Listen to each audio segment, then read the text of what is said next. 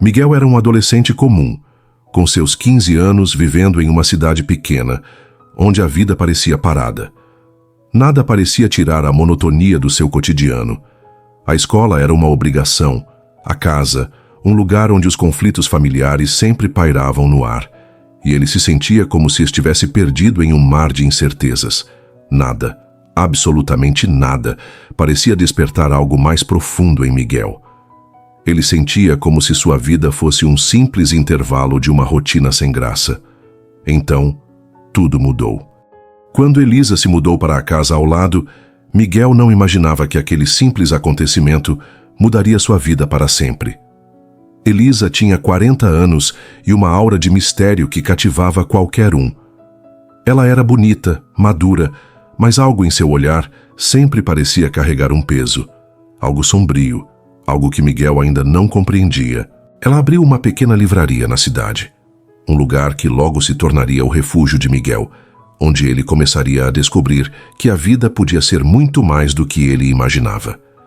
Miguel não sabia dizer o que o atraía tanto nela, mas desde o primeiro instante em que a viu, algo o puxava para Elisa, como o mar puxa as ondas de volta, incansavelmente. Era um sentimento novo, desconcertante e às vezes desconfortável. Uma mistura de curiosidade, desejo, admiração e uma espécie de melancolia que ele mesmo não compreendia. Ela havia chegado à cidade havia poucas semanas, morava na casa ao lado, a mesma onde antigamente vivia uma senhora idosa, que passava os dias com seus gatos na varanda. Agora, aquele espaço era habitado por uma mulher completamente diferente, reservada, intensa e bela, de um jeito que não gritava, mas sussurrava, e encantava mais ainda por isso. Elisa era dona de uma beleza madura e serena.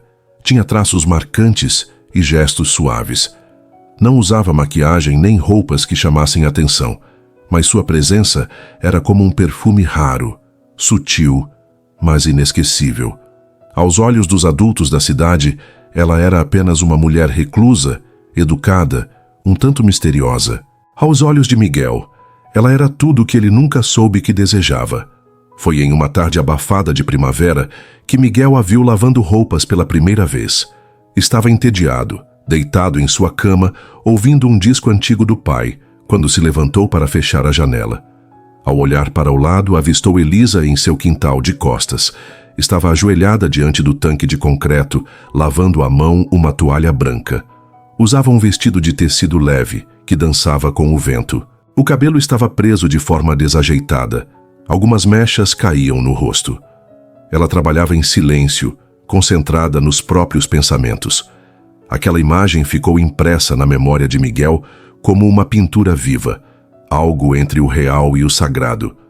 Ele voltou a observá-la no dia seguinte, e no outro, e no outro. Passou a ajustar seus horários para estar sempre no quarto por volta das 4 da tarde, quando Elisa geralmente lavava roupas ou regava as plantas. Observava escondido silenciosamente atrás da cortina semiaberta. Cada gesto dela o hipnotizava. O modo como torcia um pano, como pendurava as roupas no varal com precisão quase artística. Como caminhava descalça sobre o piso de pedra. Ela nunca fazia movimentos bruscos. Tudo nela era contido, elegante, fluido. Havia algo de ensaiado e, ao mesmo tempo, absolutamente natural.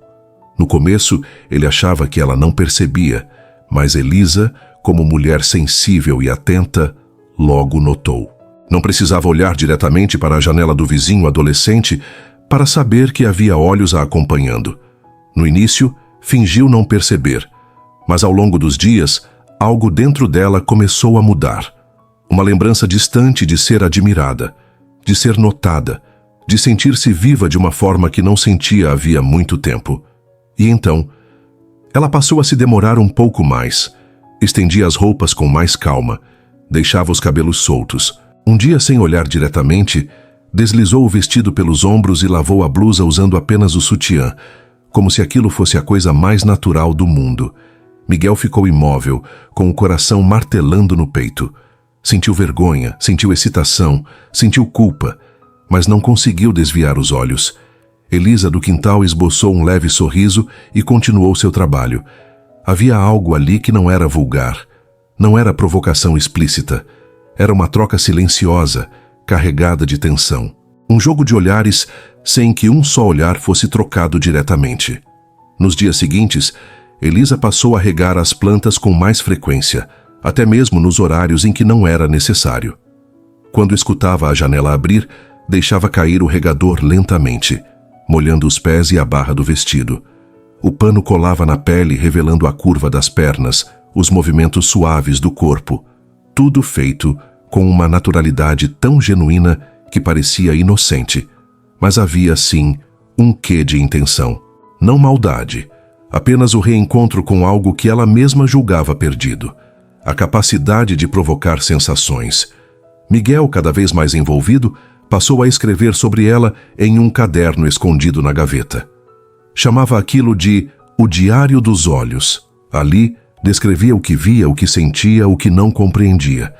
Seus textos falavam da Elisa que todos viam, e da que só ele conhecia. A mulher que sorria sem mostrar os dentes, que lia livros na varanda, e às vezes parava no meio da leitura, olhando para o nada.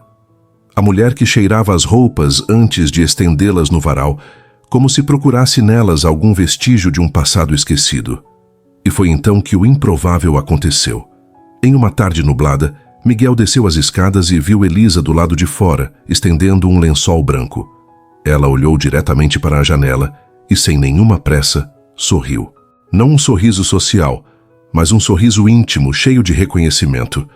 Miguel não estava mais escondido, e ela não parecia mais querer que ele estivesse. Naquela noite, ele não conseguiu dormir. A cabeça fervia com 1000 pensamentos. Estaria ela o provocando?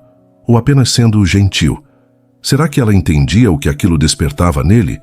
Ou estaria talvez igualmente tocada por essa conexão silenciosa?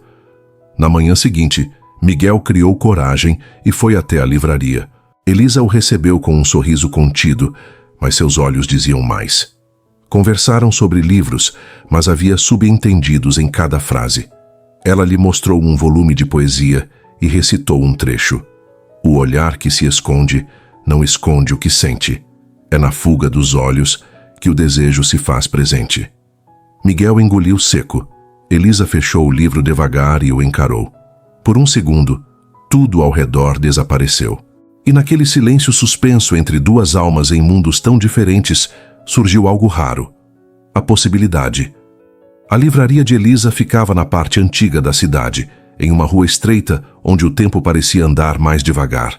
As paredes eram cobertas de estantes altas, cheias de livros gastos, e o cheiro era uma mistura acolhedora de papel antigo, café e madeira envelhecida.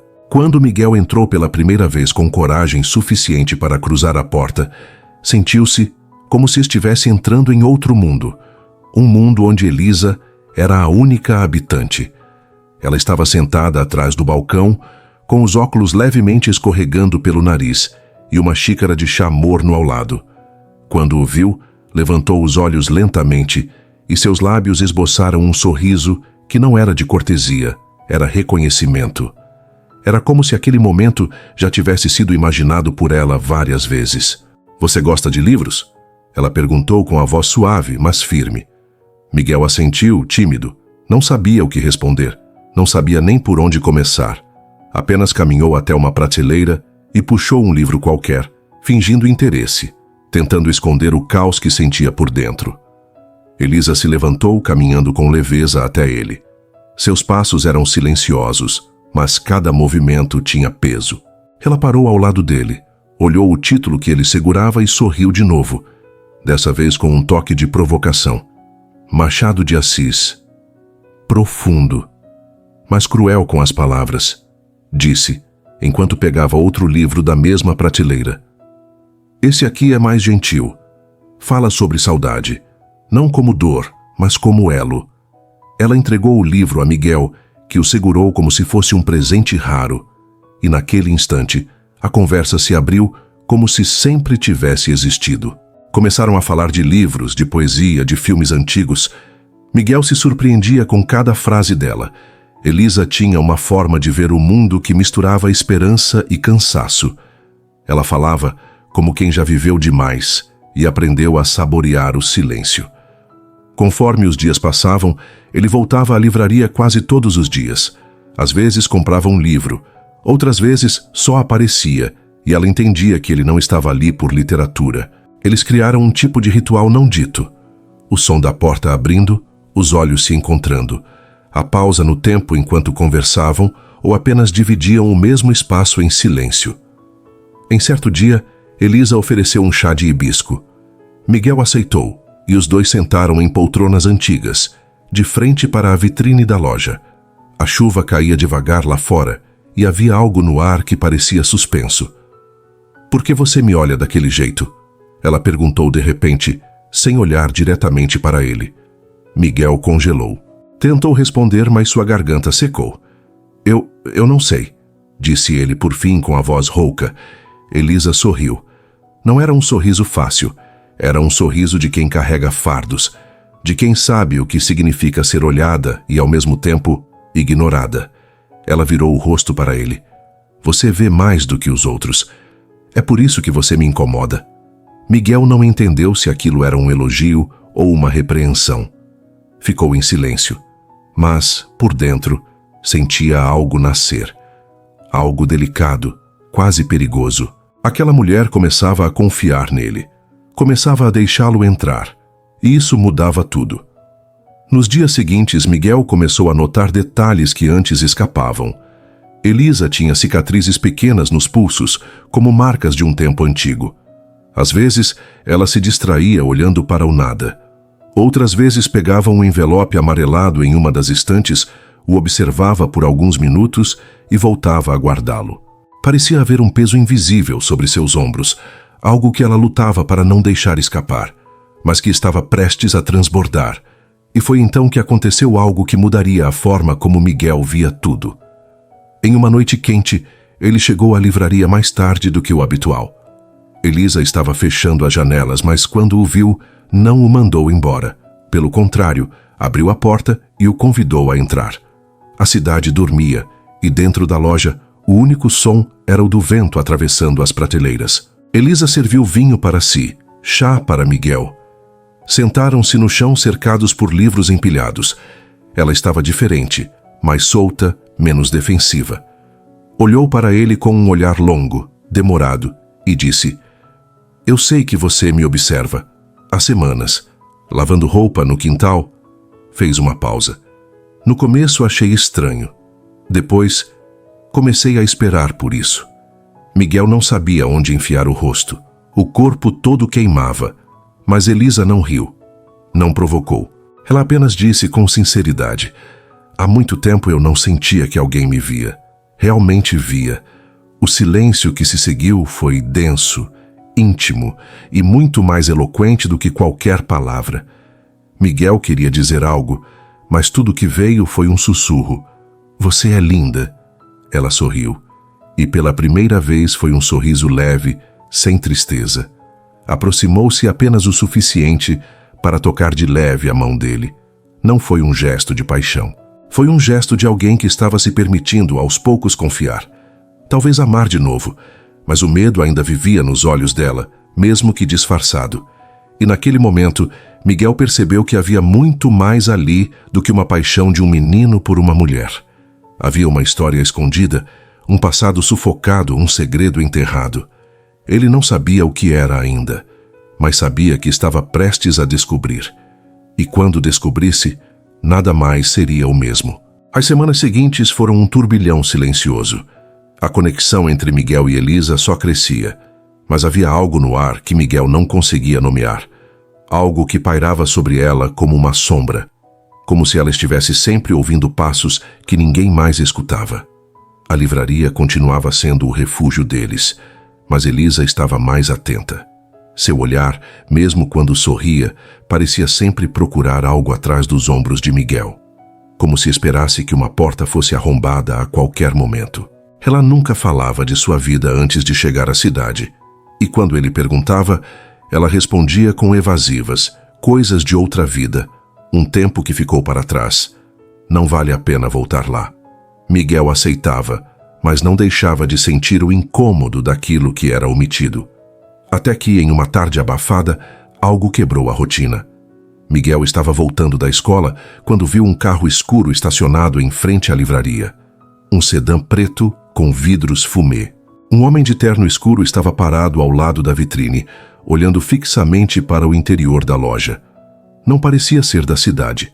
Usava sapatos brilhando demais para o chão de barro da rua.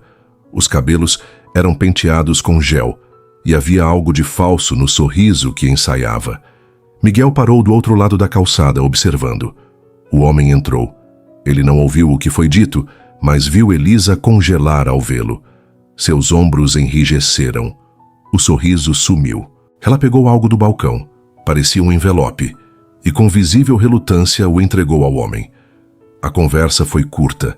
Depois, o homem saiu, ajeitando o terno com uma arrogância ensaiada. Cruzou por Miguel sem lhe dar atenção. O carro arrancou sem pressa, como se não tivesse pressa alguma. Naquela noite, Miguel não conseguiu dormir. Ficava revivendo a cena, o olhar de medo de Elisa, o envelope, a expressão vazia do homem. No dia seguinte, foi até a livraria. Ela estava lá como sempre, mas seu rosto estava mais pálido e havia um tremor discreto em suas mãos. Quem era aquele homem ontem? Miguel perguntou direto. Elisa hesitou. Seus olhos procuraram algum ponto fixo na parede, como se medisse o risco de cada palavra. Alguém que eu gostaria de nunca mais ver, respondeu. Ele está ligado a uma parte da minha vida que eu escondi por muito tempo. Miguel se sentou à frente dela. Você está em perigo? Elisa suspirou, longo e doído. Não sei. Ele não me ameaça diretamente, mas me vigia, me procura, talvez porque eu saiba coisas que ele queria que fossem esquecidas. Ela se levantou e foi até a estante. Tirou de lá um envelope parecido com o que entregara ao homem, mas este estava lacrado com uma fita vermelha. Entregou a Miguel. Não abra. Guarde. Só abra se eu sumir. Miguel sentiu um nó na garganta. Aquilo parecia o início de algo que ele não estava pronto para enfrentar. Mas, ao mesmo tempo, ele sabia que já estava dentro. Por que eu? Perguntou. Elisa se aproximou e tocou seu rosto com ternura. Porque você é o único que olha para mim sem querer destruir o que vê. Naquela noite, Miguel escondeu o envelope embaixo de uma tábua solta do piso de seu quarto. A presença daquele objeto parecia irradiar uma energia estranha, como se fosse uma bomba esperando um motivo para explodir. E então, os acontecimentos começaram a se acelerar. Nos dias seguintes, ele viu o homem de terno 2 vezes mais, sempre de longe. Uma vez no mercado, outra perto da escola. Não era coincidência. Miguel percebeu que estava sendo vigiado também. E com isso, começou a entender. A história de Elisa não era apenas sobre um amor antigo ou um casamento mal resolvido.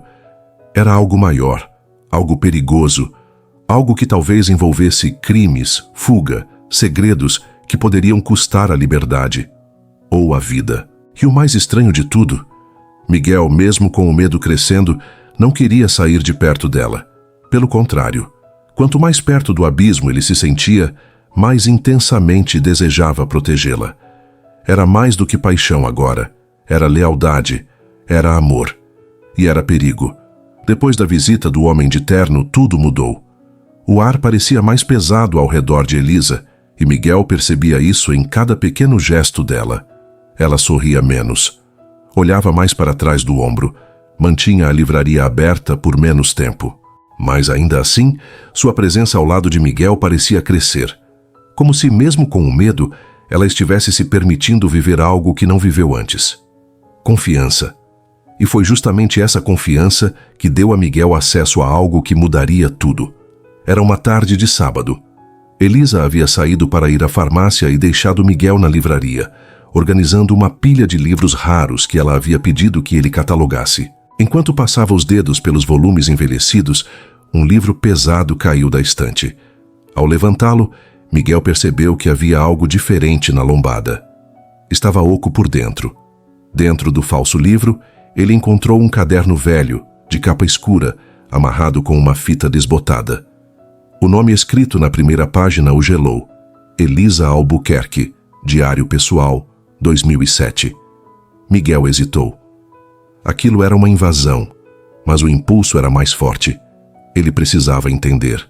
Precisava saber o que Elisa não dizia. Começou a ler. As primeiras páginas eram registros triviais, reflexões sobre a solidão, poemas soltos, memórias vagas de infância, mas conforme avançava, o tom mudava. Elisa falava de um homem, Roberto Andrade, seu ex-marido, um nome que Miguel nunca ouvira. No diário, Elisa descrevia o início do relacionamento com ele, ainda nos seus 20 e poucos anos, quando se encantou com o charme e o poder de um homem mais velho, um empresário influente da capital. Mas a paixão rapidamente se transformou em controle. Roberto era obsessivo, não aceitava contrariedade. Começou a afastá-la de amigos, da família e até do trabalho. Ele me amava como um colecionador ama uma peça rara, trancada, protegida, sem autonomia, escreveu ela. O diário também relatava algo ainda mais assustador: os negócios obscuros de Roberto. Lavagem de dinheiro, tráfico de pessoas, ligações com figuras políticas e policiais. Elisa, inocente no início, começou a descobrir esses segredos quando era tarde demais. Tentou denunciá-lo e foi ameaçada. Teve que fugir. Criou uma identidade nova, mudou de cidade, de nome, de vida. E então veio a revelação mais chocante. Elisa teve um filho com Roberto, um filho que foi tirado dela aos 6 anos de idade. O menino foi levado pelo pai e criado sob vigilância, isolado do mundo, como um herdeiro da corrupção, como ela mesma descreveu. Ela tentou recuperá-lo, mas foi silenciada judicialmente. Com medo de colocar o menino em risco, desapareceu por completo. Miguel leu aquilo com o coração em frangalhos. Cada palavra parecia ecoar como um soco no estômago. Elisa, a mulher misteriosa por quem ele estava apaixonado, havia vivido um inferno. E agora o passado voltava, na figura de um homem que talvez não fosse apenas um perseguidor. E se o homem de terno fosse o próprio filho? A hipótese o abalou. A semelhança física com Elisa, os olhos intensos, a maneira como ele a encarava, tudo fazia sentido de um jeito torto e doloroso. Um filho criado com raiva na ausência da mãe, um adulto moldado pelo ódio de um pai criminoso. Miguel guardou o diário rapidamente quando ouviu Elisa voltar. Ela entrou na livraria com os olhos cansados, mas ao vê-lo, tentou sorrir, como sempre fazia. "Você está bem?" perguntou ela, tirando os sapatos. Miguel hesitou. Queria abraçá-la. Queria contar que sabia de tudo. Mas não era o momento. Ele precisava ter certeza. Precisava entender mais. E, acima de tudo, precisava protegê-la, mesmo que ela ainda não soubesse o que ele agora carregava. Naquela noite, Miguel dormiu pouco. Releu mentalmente cada palavra do diário.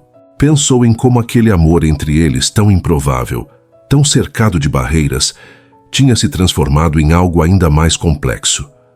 Agora ele não era apenas um adolescente apaixonado. Era um guardião de um segredo capaz de destruir vidas. E tinha que decidir até onde estaria disposto a ir por Elisa. Os dias seguintes passaram como um borrão. Miguel não conseguia mais encarar Elisa da mesma forma, embora a amasse ainda mais. Tudo fazia sentido agora. A tristeza escondida nos olhos dela, os silêncios longos, o medo constante. Ela havia sido vítima de um sistema, de um homem, de um passado inteiro que não queria mais esquecer, mas também não podia apagar. E o mais doloroso, agora era evidente que o homem de terno, aquele que rondava a livraria com frieza e olhos sem alma, era o próprio filho que ela havia perdido. Na noite em que tudo mudou, Miguel teve um pressentimento. Elisa havia mandado uma mensagem breve.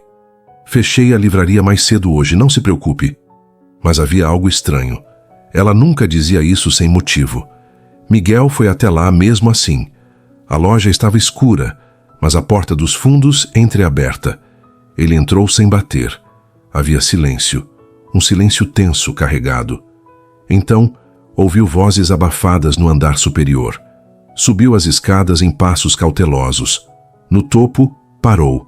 Viu Elisa parada diante do homem de terno, o envelope vermelho em mãos. O rosto dela estava pálido, o dele calmo demais para a situação. Por que está fazendo isso comigo, Davi? A voz dela tremia. Eu sou sua mãe. Você não é minha mãe, ele respondeu frio. Uma mãe não some. Uma mãe não vira fantasma.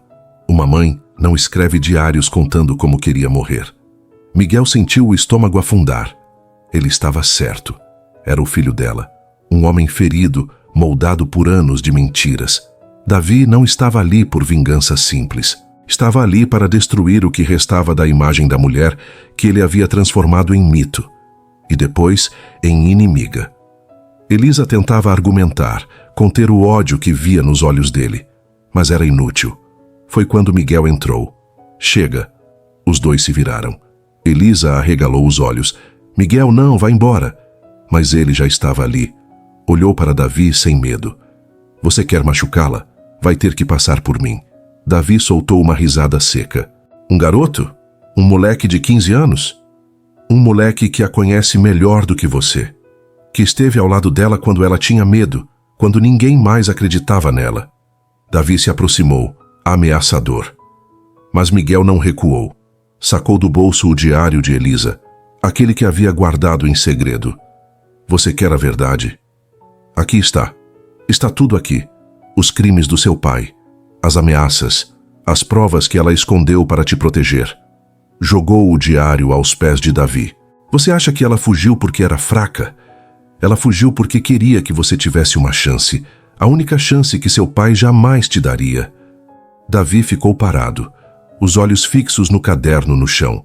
O silêncio foi tão longo que pareceu uma eternidade. Finalmente ele abaixou, pegou o diário e por alguns segundos vacilou.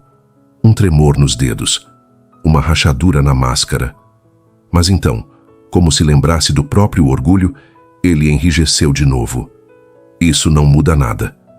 E saiu, sem olhar para trás. Elisa caiu sentada no chão em lágrimas.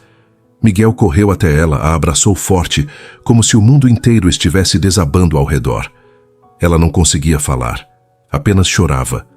Não de medo, mas de alívio, de dor acumulada por anos, finalmente exposta. Na manhã seguinte ela estava diferente, mais calma, mas com um brilho novo no olhar. A livraria abriu tarde, e pela primeira vez, Elisa segurava um bilhete de trem nas mãos. Decidira partir. Não por covardia, mas porque agora estava livre para recomeçar. Na despedida, os dois se encontraram no quintal, onde tudo havia começado. Ela olhou nos olhos de Miguel. Havia amor ali, verdadeiro, mas também consciência, limites. Miguel, você me salvou de novo. Mas esse amor não é justo com você. É bonito, é real, mas não pode florescer. Eu tenho que ir. Miguel tentou argumentar, mas ela o silenciou com um beijo. Um beijo profundo, doído, carregado de tudo o que não podia ser dito. Quando os lábios se separaram, ela sussurrou: obrigada por me ver quando eu mesma tinha esquecido quem eu era. E partiu. Miguel ficou parado, com o coração dilacerado, mas com a alma em paz. Aprendera o que ninguém jamais lhe ensinara: que amar, às vezes, é deixar ir. Que proteger alguém pode significar não tê-la por perto. Que há amores que marcam para sempre, mesmo que não durem. E com o diário de Elisa em mãos, Miguel prometeu a si mesmo, um dia ele escreveria essa história. Não como uma denúncia, mas como uma carta de amor à mulher que o ensinou a olhar de verdade e a se tornar pela primeira vez um homem. Se esta história tocou seu coração tanto quanto nos tocou, deixe um comentário nos dizendo qual parte mais te tocou. Sua opinião ajuda esta comunidade a crescer, com histórias que merecem ser ouvidas. Não esqueça de curtir e compartilhar este vídeo com alguém que precisa lembrar que o amor também é uma escolha. Se você gosta de histórias como essa, cheias de emoção, verdade e esperança, inscreva-se no canal para não perder nenhuma de nossas próximas histórias. E conte-nos nos comentários de qual cidade você está assistindo a este vídeo. Queremos saber até onde vão essas histórias que conectam corações. Até o próximo. Relatos do Tio Paulo.